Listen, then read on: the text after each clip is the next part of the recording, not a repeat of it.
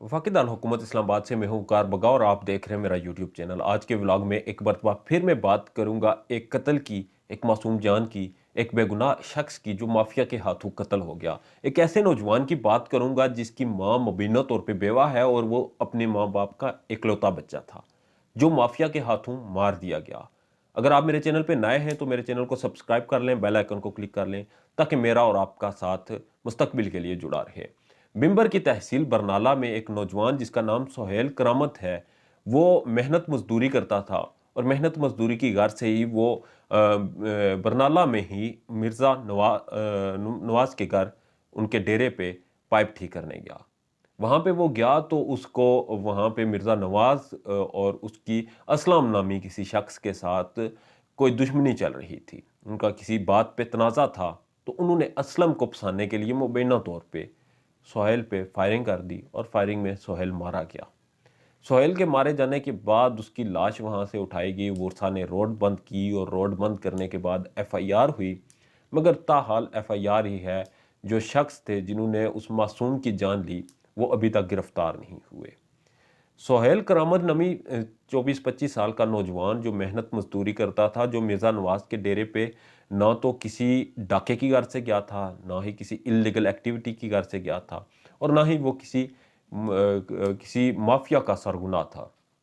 वो एक नौजवान था जो हक हलाल की रोज़ी अपनी माँ के लिए कमाता था और वो वहाँ पे गया और उसे मार दिया गया। अब ज़रा अंदाज़ा लगाएं कि एक ऐसी खातून जिसका जो ख़ावंद पहले ही इस दुनिया से चल बसा हो और उसका एक इकलौता बेटा हो और उसे भी अगर मार दिया जाए और नाहक मार दिया जाए, उसकी किसी किस्म की कोई एक्टिविटी, कोई गलती ना हो, तो उस माँ पे क्या गुजरेगी, उसकी ज़िंदगी क्या बाकी रह गई होगी और उस घर का क्या बचा होगा कि जिसका इकलौता बेटा ही मार दिया गया हो और मारा भी माफिया के हाथों गया हो। तो ये कुछ ऐसे लोग हैं इस दुनिया में जिनमें हवस भरी पड़ी है और उनकी जो बंदूकें हैं वो लोड हुई पड़ी होती हैं और उनकी भूखी आंखें हमेशा तलाश करती हैं कि कोई नाहिता नज़र आए जिस पे वो फायर करके उसे मार दें। उन्होंने बिल्कुल ठीक किया, उसको मारा, क्योंकि हम जैसों को इस दुनिया में जीने का हक हासिल नहीं, क्योंकि इस दुनिया में इस मुल्क में यहाँ का कानून है, यहाँ का दस्तूर है कि मिडिल क्लास शख्स जो है उसको ज़िंदगी जीने का हक नहीं।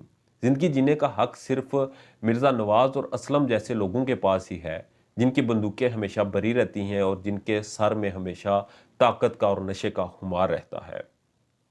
उन्होंने एक नौजवान को मार दिया और वो उसके बाद कानून के हाथों से अभी तक उनके हाथों में नहीं आए।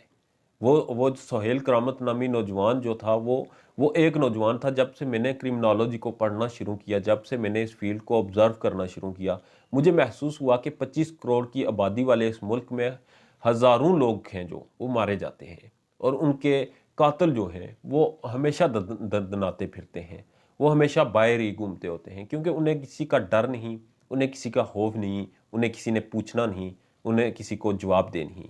क्योंकि इस दुनिया का दस्तूर ये है कि कानून सिर्फ कमज़ोर के लिए है और जो अमीर हैं उनके लिए ये कानून मकड़ी के जाले हैं, उन्हें वो चीर के निकल के जा सकता है।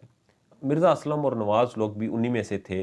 उन्होंने अपनी अपनी जंग में, उन दो बैलों की अपनी जंग थी, एक मासूम को उन्होंने कुचल दिया और कुचलने के बाद अभी तक उसके खून के साथ इंसाफ नहीं हो सका।